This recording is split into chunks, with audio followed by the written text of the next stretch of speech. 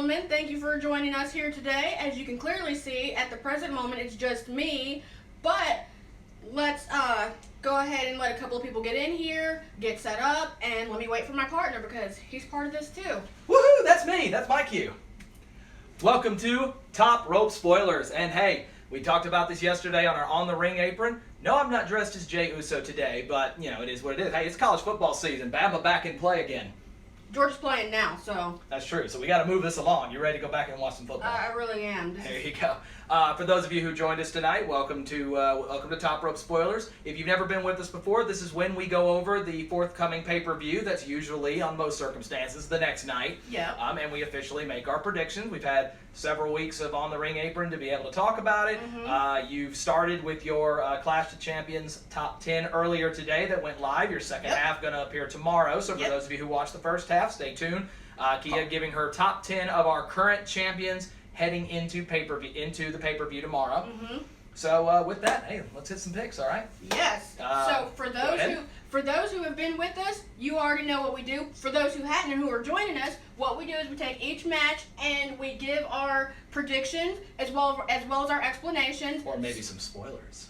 Yeah, so spoilers, explanations. Either way, we're gonna sit here and we're gonna pick it and we're gonna explain why we're doing it. So for that, you want to go ahead and get into it? Before we do begin, though, we've done it all month, and we're not going to stop now. We are officially doing this also for donations to Connor's Cure as well.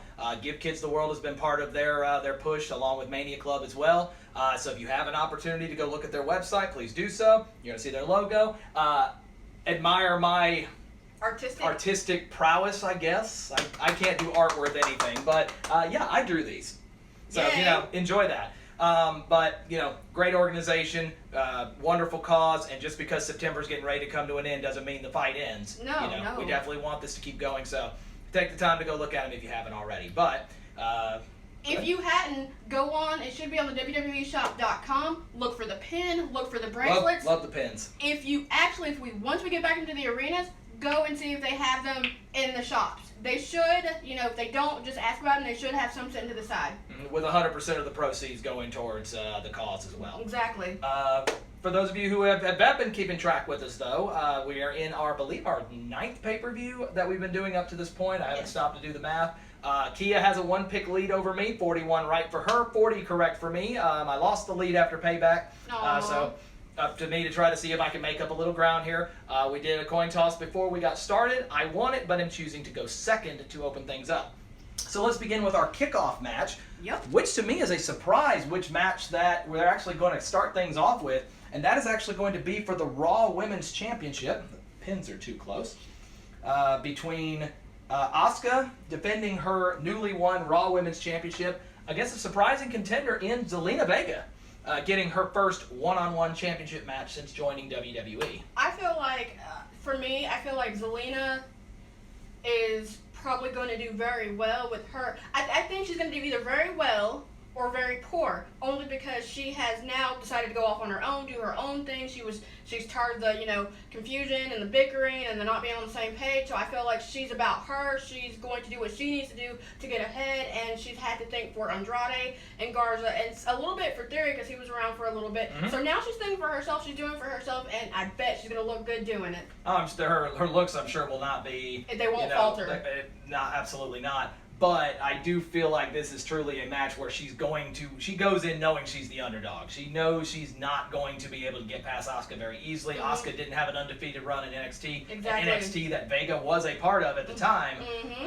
You know, for no reason. Asuka has been able to challenge and take on any and all comers. It took very underhanded tactics for the combo of Bayley and Sasha Banks to be able to get that title off of her. For a little bit. So Asuka is not going to do it. My main problem with this match is not the competitors, but because of where they're putting this match. Explain to me how this is the kickoff show. I mean, I get there's 9 title matches and somebody's got to be the kickoff match. Maybe because... But how is it the Raw Women's Championship? This doesn't happen if Becky Lynch is champion. I agree with you, but I feel like and if it's someone on the other side that's not Zelina, then I feel like it would have been somewhere in the middle. But with it being her, and it's kind of last minute and it's kind of thrown together. Not saying that these two competitors aren't going to do very well. I'm just saying it's just a last minute match you're not expecting. That's why they're probably putting it in the kickoff. Well, either way, that's going to be what we're going to open with. The kickoff kind of reveals, where we think this one may go. But hey, they might blindside us. That is the point of the title, every title being on the line. Yep. So, Kia, you're opening things up. Who you got? I feel like Asuka's a strong competitor. I feel like Zelina isn't. And like you said, is coming in as the underdog. But I'm going to have to continue to retain for Asuka. Sorry. Asuka retains. All right. And I'm going to be in agreement with this one as well. This is not a slight against Zelina Vega's ability. Every time she's gone out there and she's fought, she's been able to, to show that she can hold her own. But in this case, she's a bit outgunned. She's a bit outmaneuvered in this situation by someone who just has the experience in these big moments. Vega doesn't have that yet. That's not to say she can't get it. But I don't see her, especially if she's going out there with no help from Garza or Andrade, and she's going to try to do this by herself. Now, I tell you one thing, it would be a rallying cry if she does to the two guys competing for the Raw tag titles later on, if all of a sudden she walks back there and says, look what I did in one night that you guys couldn't do in months. Right. Let me show you what a leader can do. Exactly. And that may be what Vega's trying to do here. To me, though, I just think she's too outclassed in this one. I do like Asuka to retain as well. Sweet. So, our kickoff show starts with Asuka, both of us choosing her to retain over Zelina Vega. Yep. We now move to what we're predicting will be the first match of the main card. It will be for the Smackdown Tag Team Championship in a match we've already seen once already. And that will be the Tag Team Champions of Shinsuke Nakamura and Cesaro defending against two members of the Lucha House Party. The Lucha House Party has been a group that looks like it's on the brink of falling apart any second now. Kalisto has been able to prove that he can be a success on his own. Yep. Having a multiple-time United States champion. But he's trying to continue to hold a group together that is right now looks like it's on the brink of about to being saying we're done. But yet, along with all this fighting, they keep finding ways to get more title shots. And really, they've had the number of Cesaro and Shinsuke Nakamura for the last couple of weeks because it looked like they were more focused on dealing with the Street Profits. But the Lucha House Party has kind of snuck in and has found a way to get their number as of late. Is this the one where they finally get over? But for me, I feel like, again, you can place Cesaro with anybody at all. Oh, yeah. You'll be fine. Honestly, I think you can do the same with Shinsuke Nakamura. So when once these two get on the same page, which technically they've been on the same page, and just because the Lucha House Party has had their number, I feel like these two are still strong individually as well as together to be able to say, hey, these are our titles, this is our championship room, we're going to get this done, nobody's going to take it from us, and if they do, that means we've slipped. I don't see these two slipping at all. Lucha House Party, again, has come to, they're falling apart, and you can see the cracks and everything else of that nature. So, like, with that being said, I just feel like the Lucha House Party is going to crack, they're going to split, and they're going to, and Cesaro and Shinsuke are going to take advantage of that. They're smart in that way. Well, moving to our official pick on that, you pretty much just took every word I was going to say out of my mouth, so I told you we've been working together too long.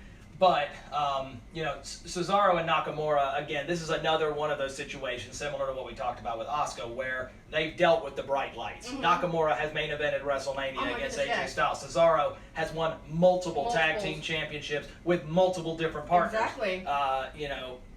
I could crack a joke here, but I feel like we're not going to get in trouble for this. We have children watching this. Okay. So. But the Lucha House Party has never tasted gold. They've never, and they've got to be salivating at the opportunity to be able to try to get their hands on it.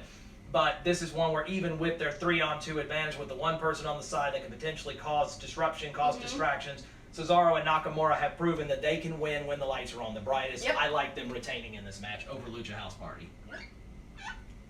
With that being said, I agree. I don't see where it doesn't change hands. Now, if it happens, then that's going to be on us because we are not giving Lucha House Party all the credit. I feel like these two cannot fail.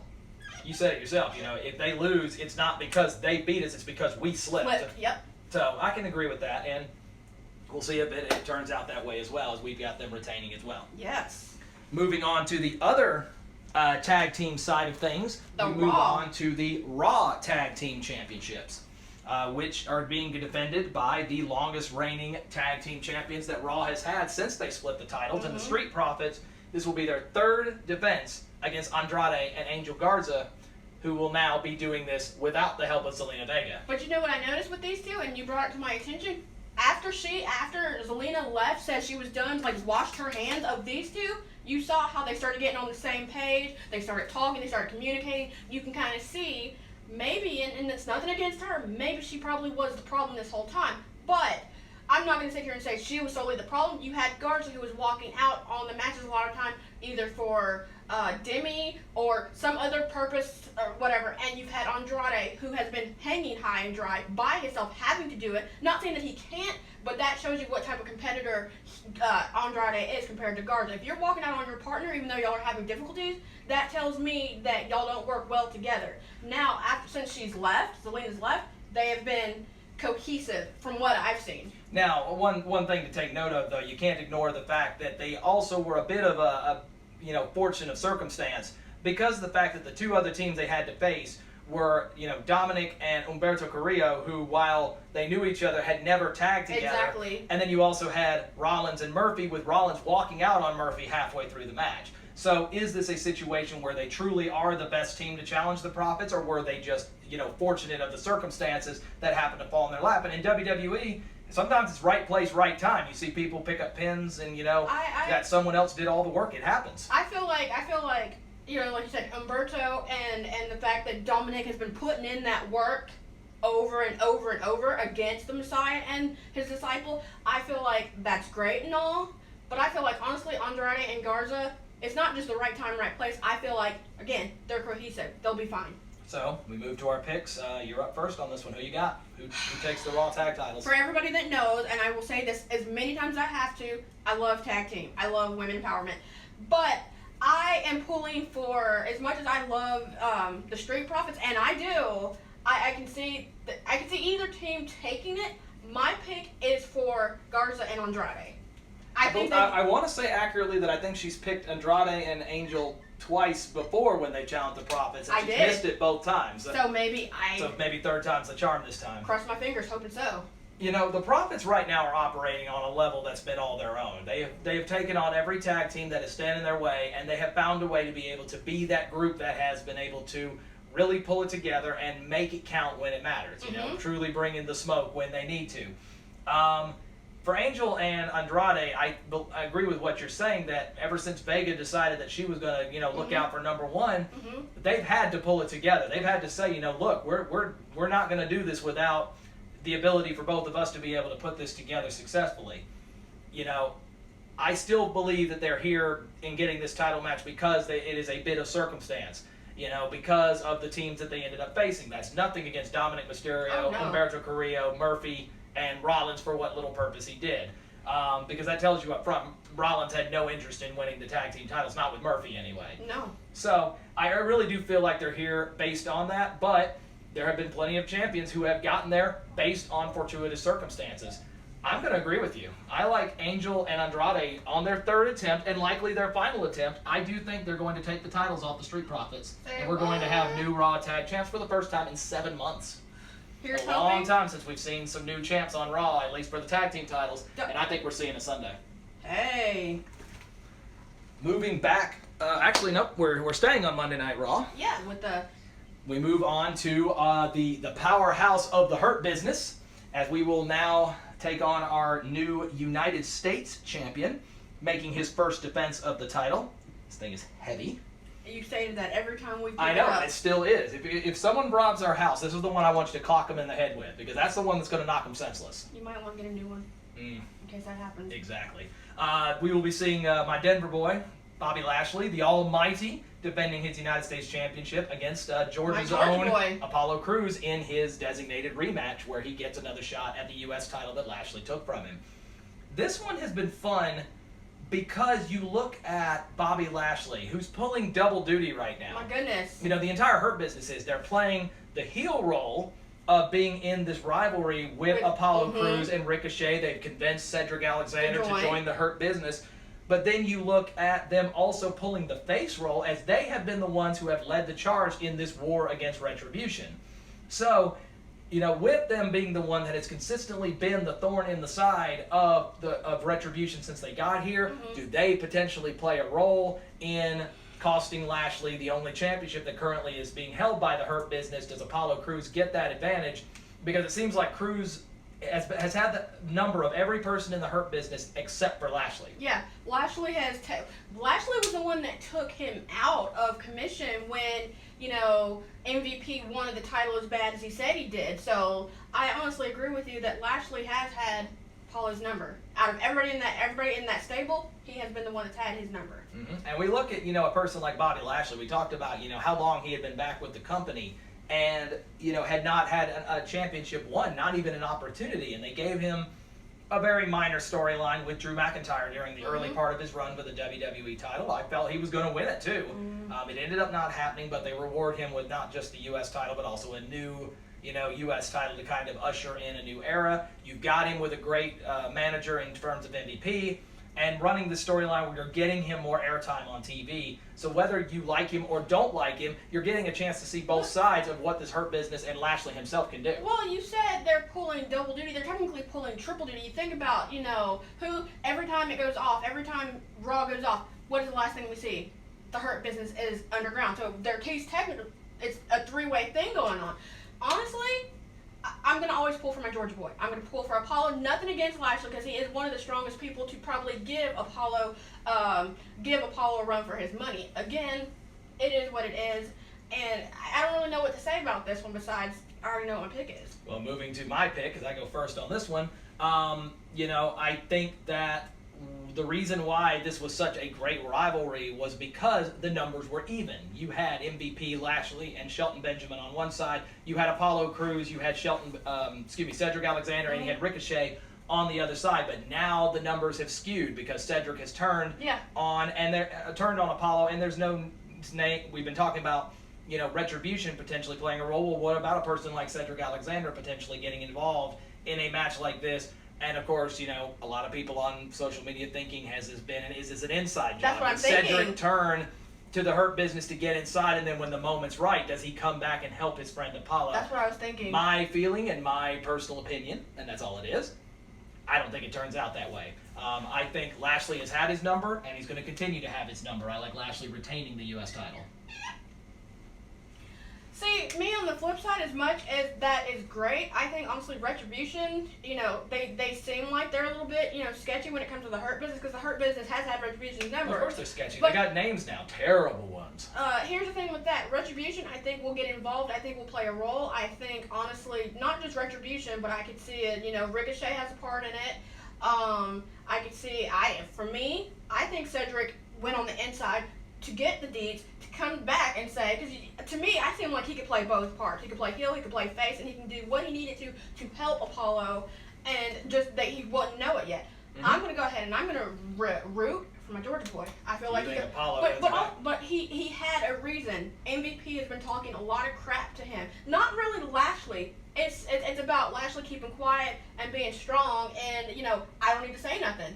But Apollo said he was going to do what he had to do to get his title back, because to me, it's his title. And they've been teasing a potential Apollo heel turn as well, not necessarily maybe for the Hurt Business, but maybe this is the one where he finally snaps at either the opportunity that maybe he loses his last chance, or snaps to do a la Bayley, where she did what she had to do. Here's the one that Kia's probably looking the most forward to.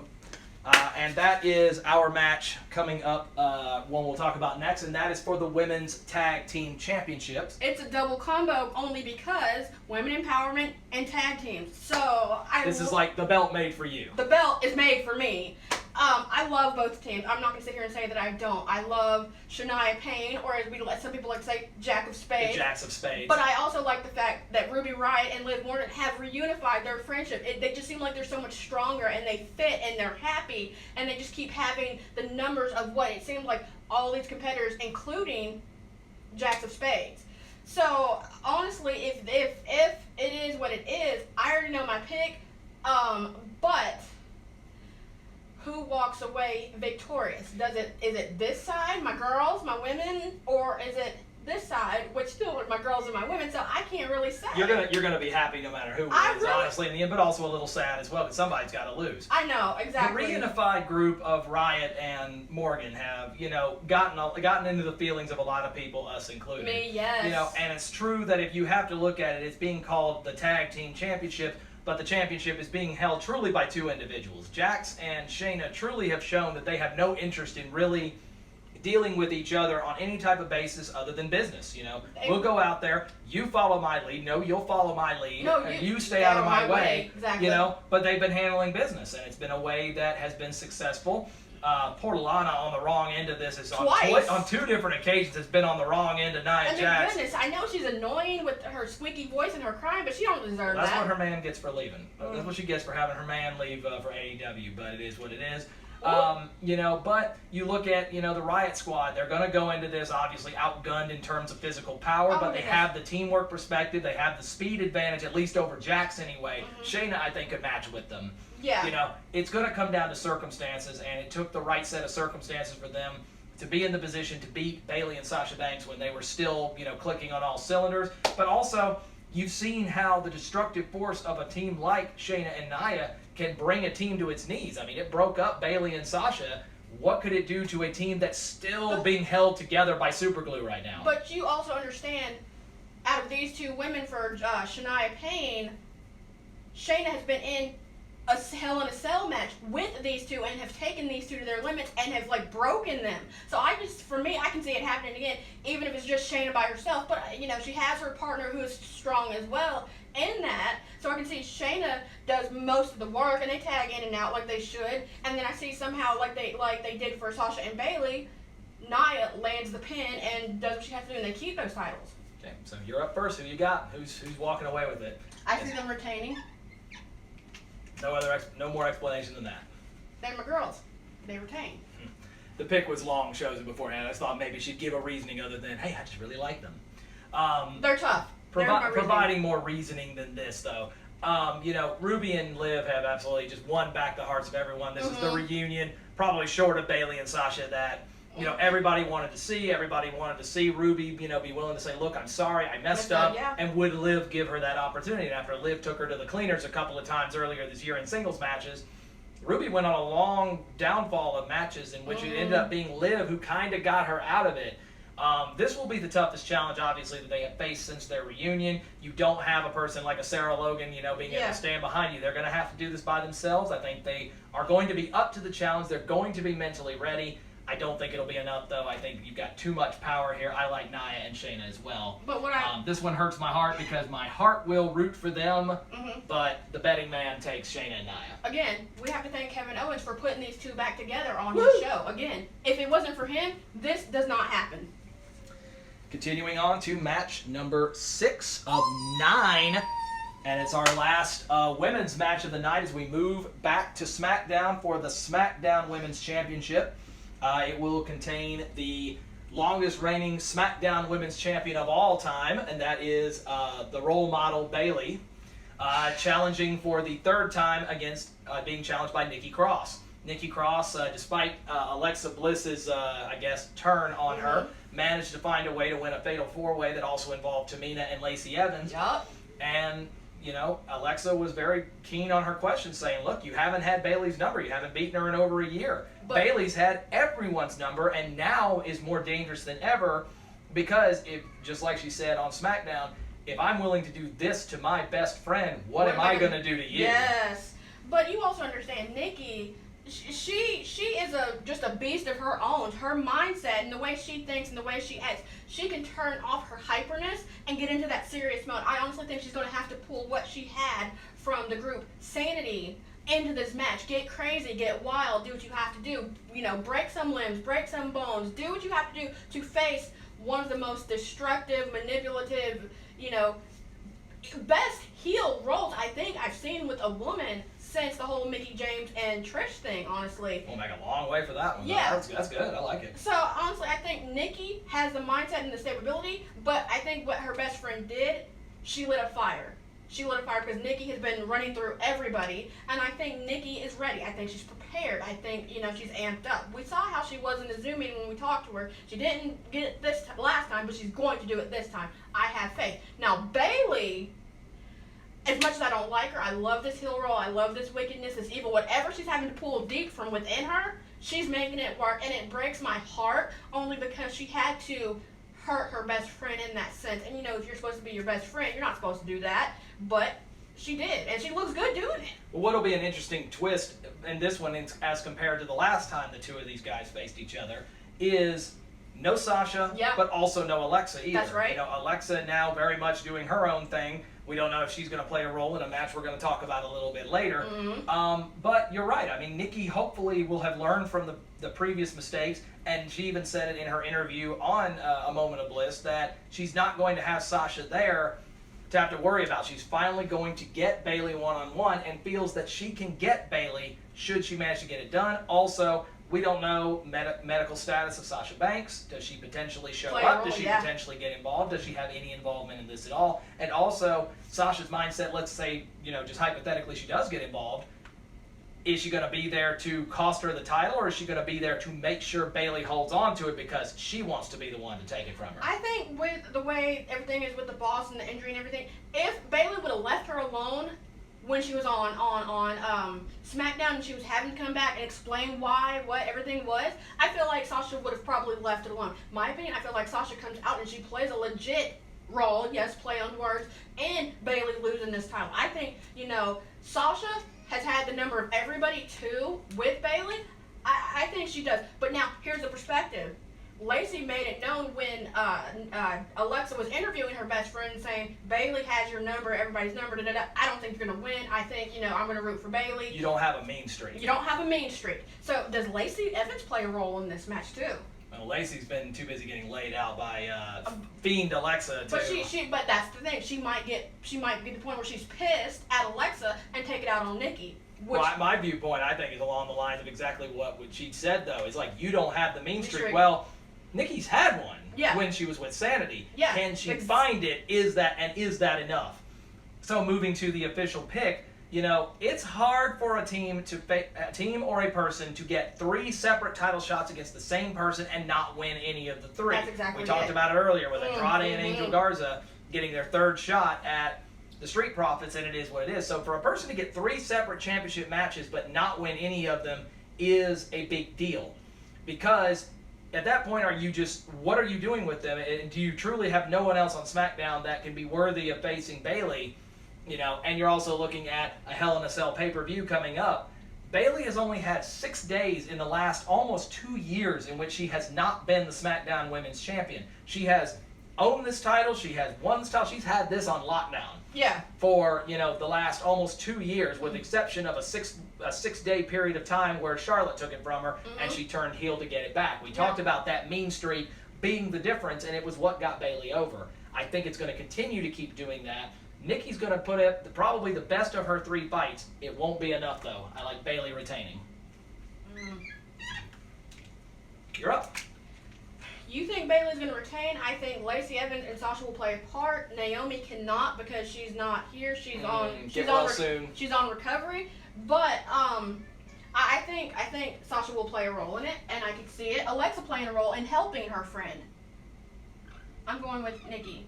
You like Nikki winning the title? I could see if, you know, Alexa and Sasha get involved to help her, but Lacey will be on her side. So technically, I think there will be a numbers game if they all come out. So yeah. Gotcha. So that now moves us to our 7th match of the evening, and one that I have been waiting for this entire time because a little bit of a special part in this one. We move to the Intercontinental Championship match.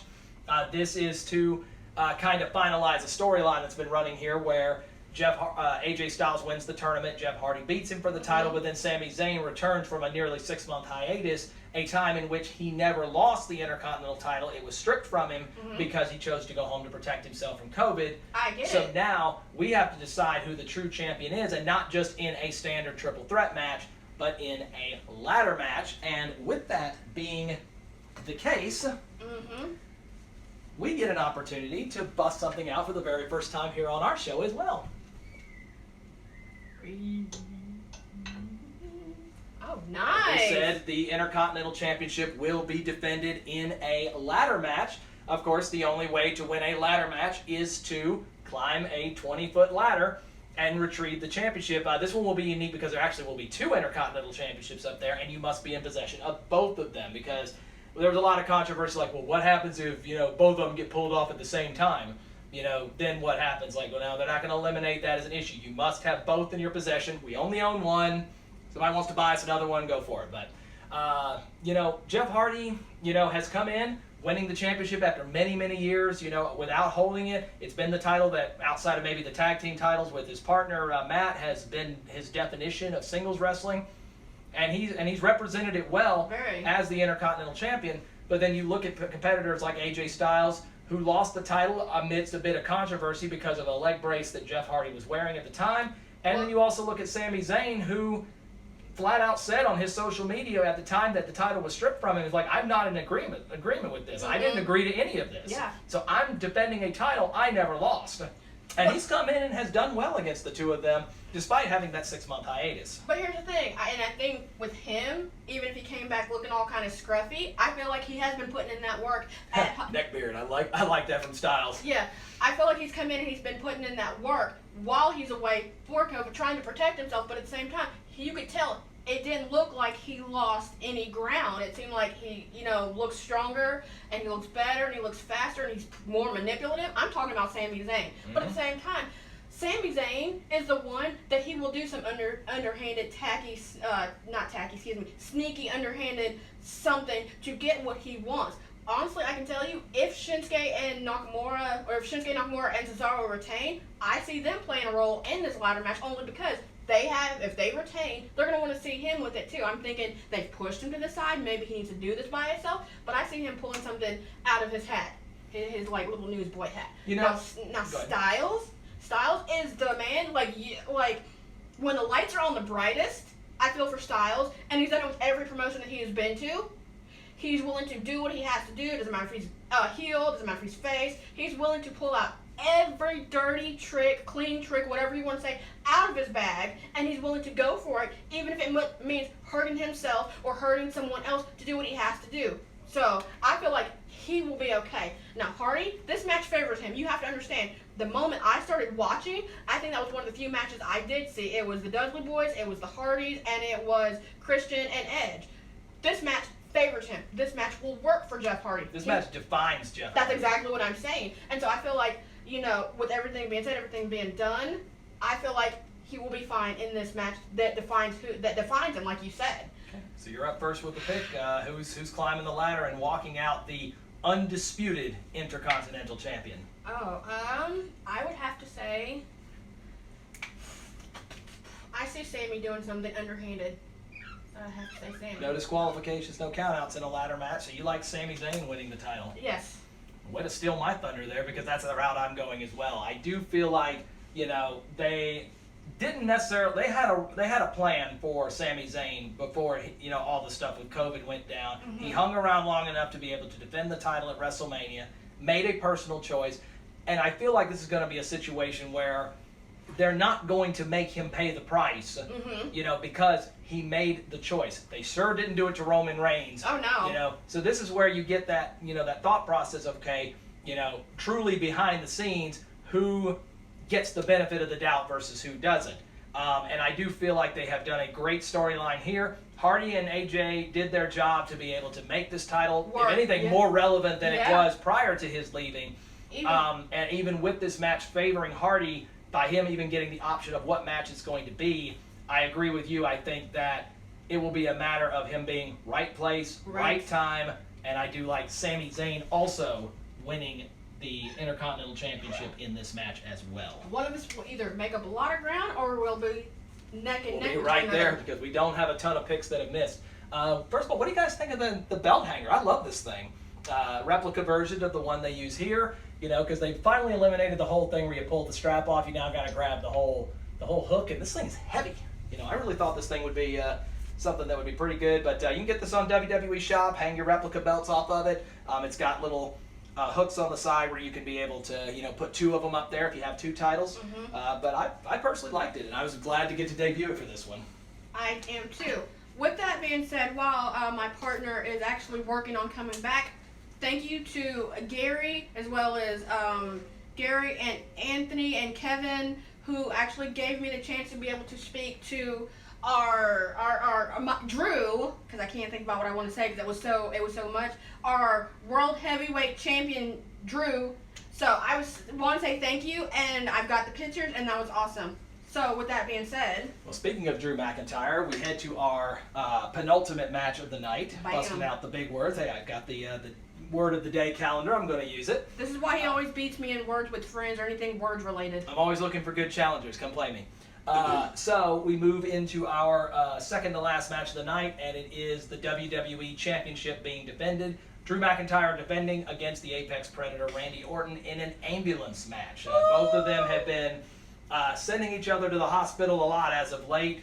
3 kicks to the head from Randy Orton put Drew on the shelf for 2 weeks with a broken jaw as well as possible concussions.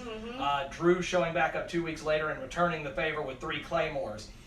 We've watched the newly budding superstar Keith Lee kind of get involved in the story in what was a friendly rivalry with Drew, turning very nasty before he ended up eating a kick to the head from Randy Orton. And then on the final Raw, Orton being able to take advantage of some retribution chaos to get an RKO on Drew McIntyre to kind of be the one standing at the end. We've seen this match once already. We saw it at SummerSlam in a match that ended up involving no claymores, no RKOs, and no punts. And yet Drew was able to find a way to retain, ironically, with a backslide. Yeah. So in a match that will now be the second time these two people have faced each other, does this one go any different? I can see it going a little bit differently. You have to think now with Keith Lee being on the main roster and him and Drew, out of script, they are friends. But I could see it, Keith Lee doesn't really like Randy Orton, but at the same time, he didn't really like Drew either. But who do you have to sit here and say, okay, well, I want that chance at winning that title. I want to win it off my best friend, even though Keith Lee could technically win it off anybody if given the chance. I see Keith Lee playing a role in this by helping his friend because he wants that shot. He wants it to be Drew if he takes it off of Randy. Well, also you got to think Orton can't be on the best of terms with Lee right now because he got kicked in the head by Orton earlier. But that's the thing. Also, Randy, best shape ever. And we'll keep saying it. He's in the best shape I think we've seen him in since I've started watching, honestly. He is very dangerous, just like Bayley. He can attack at any moment in time, during an interview, during a ring segment. It doesn't matter. He's going to attack when he feels like it's best.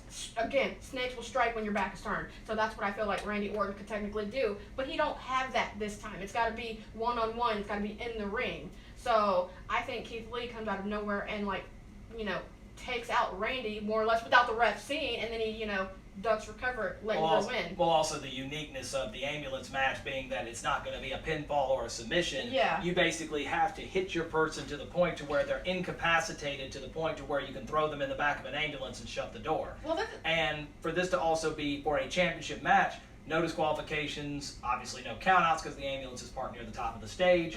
So, anything goes means there truly is no advantage in either direction because somebody has to win this match in a very unique way. Yeah.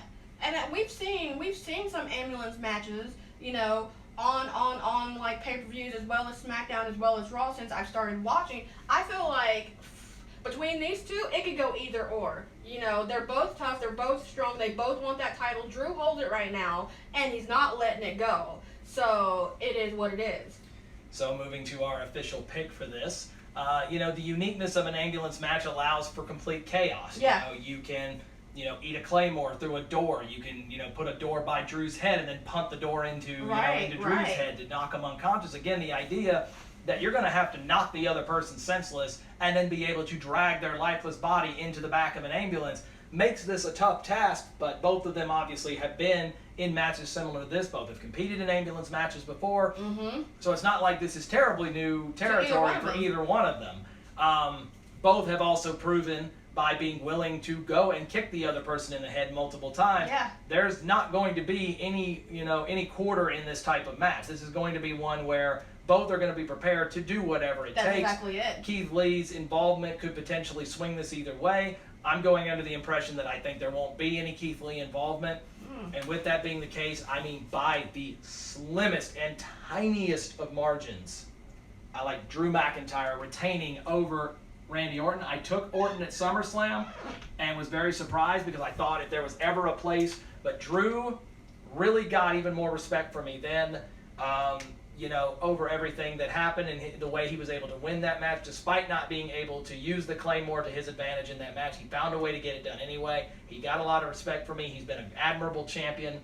And I don't think he's done quite yet. I feel like Drew has a lot to not really prove, but with him being hurt so many times, Drew's the type of guy that, you know, he's tough, he's strong. You hurt me, that's fine. I'm going to come back and hurt you doubly hard. I'm going to Claymore kick your head off your body. I'm going to even let you pick the stipulation like you did with Dolph. I'm going to let you think you have the upper hand, but in the end, you don't have the upper hand. I see him with him, because he said his jaw was still hurting. I see him like pushing through that pain. I see him retaining his title. No offense to Orton, because Orton is a good competitor, but I don't see it changing hands, and I don't see that happening. I'm sure it had nothing to do with the fact that you got a fun Zoom meeting with him yesterday, right? No, I thought this before the Zoom meeting. I think it after the Zoom meeting, and the Zoom meeting just kind of helped push I only got a chance to catch the tail end of it, but it sounded like it was a bunch of fun. I had to go pee. I'm sorry, I got a thimble bladder.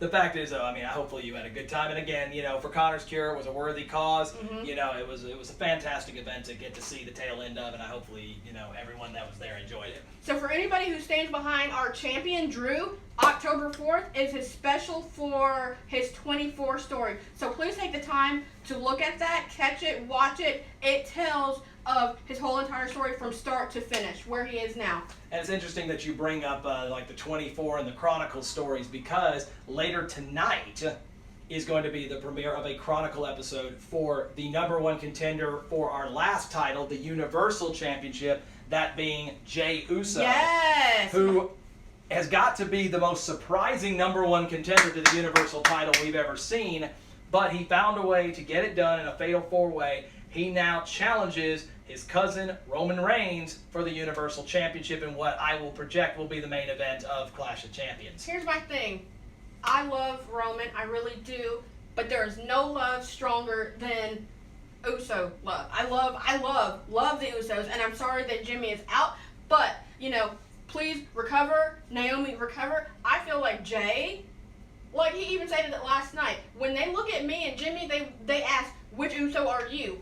He even told Roman, you've been here, you've done that, you know what this is about. This is my first time going into it. And probably his only. And he realizes that too. Yeah, he knows. To me, he's come out of that penitentiary, and yes, is happy and is jolly, and as much as he likes to dance and, you know, with everything that he does, I feel like he's ready mentally. But what kind of got me blowed, which means angry, is the fact that Roman said what he said, did what he did, and I think that it's going to lie with Jey, and that's going to be like, dog, you've been here, you fed the family, you fed me, my kids, your nieces, your da-da-da-da.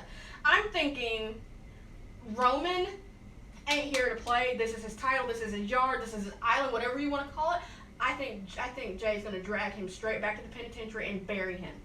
It's going to be an interesting concept, because no one knows Roman Reigns better than the Usos. You know, they've lived together. They were raised together. They were, you know, they played football together. And you hear these stories from Sika and from Rikishi talking about how all they did was fight to be the big dog, to be the guy at the end of the table, to be the one who's going to take care of the family. And every step of the way, it was always Roman who ultimately got the last laugh in the end. And now here he is, Roman, now with a very dangerous Paul Heyman standing by his side, now getting one more chance to one-up his family.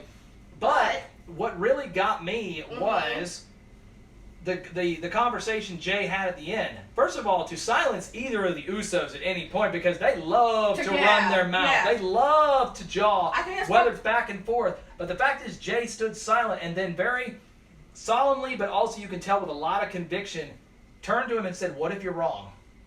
Why can't I be the guy who can provide for our family? Why can't it be me? Because you can do it.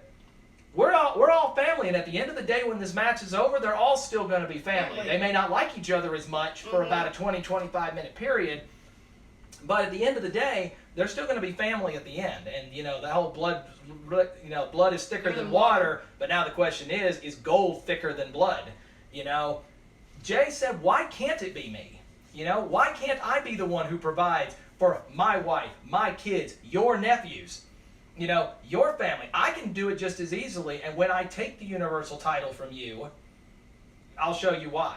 But for anybody that watched last night, the Alexa, you know, she turned, you know, she's been under the Fiend's spell, if you want to say, and, you know, just out of nowhere, she'll hit, like, well, she'll be Alexa, then she'll hit, like, she's in zombie mode. She's like straight zombie. But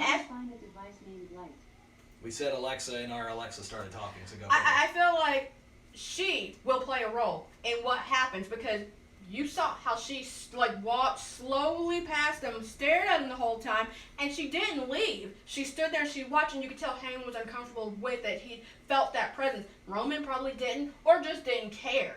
After what Roman did to The Fiend and taking that title and the way that he took it, Alexa, I feel like, in her state of where she is, I feel like she thinks it belongs to Bray. Or The Fiend, The Fiend. So I feel like she's going to play a role in it. And for all we know, someone could be helping Jay too. We don't know. It could be Tamina. It could be, Nia if she's there and she's decided. Or returning Jimmy, but again, this is a family matter. We'll see how far it's willing to go. So we hit our final match of the night. Who's walking out Universal Champion?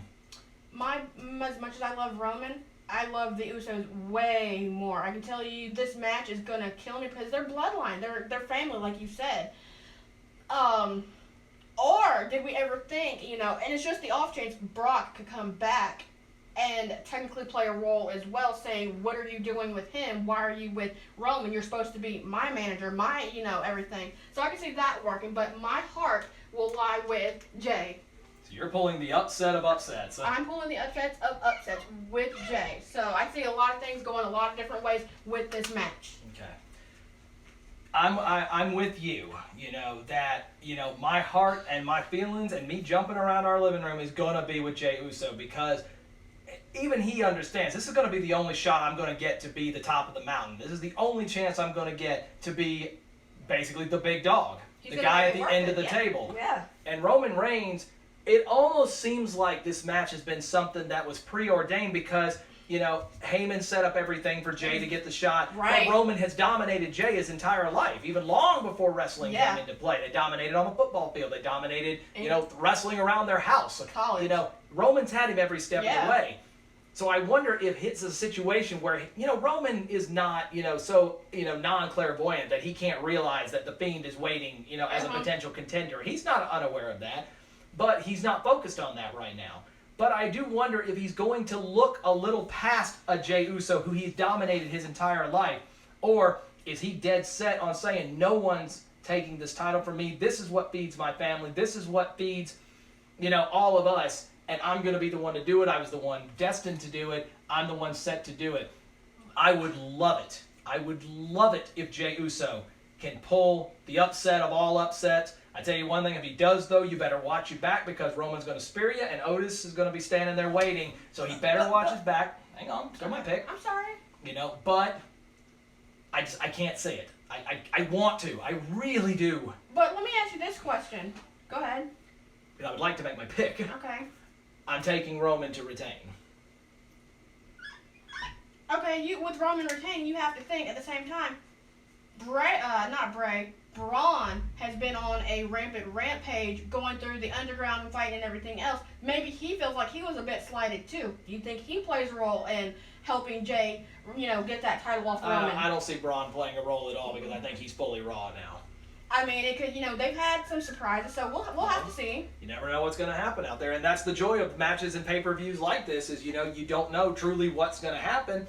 And, we're basically only able to provide our picks and, ideas based on what we think will happen. But that's the joy of it. We're not the ones who get to pick. And we'll sit there and enjoy it as much as every one of you. So, for those of you who joined us, this is our first time having to go head-to-head with football. So, we understand, that you guys have taken the time to watch our show.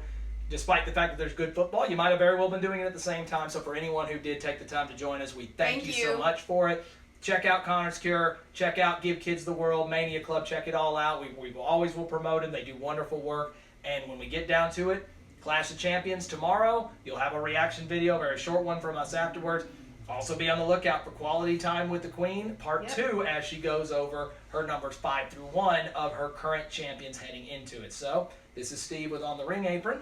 This is Kia. So, Philip on the ring apron. Yeah, on the ring And apron. Kia will take us home. Like I said, if you need any information at all for Give Kids the World, give, Connor's Cure, Mania Club, everything, contact us and we'll put you in direct contact with the people that can help, that will help, because these are great causes, you guys. Even if it's just a little bit and you're donating, it's a good cause. With that being said, I'm about to go enjoy some football. I'll see y'all. I'll talk to y'all later. Love you. Bye.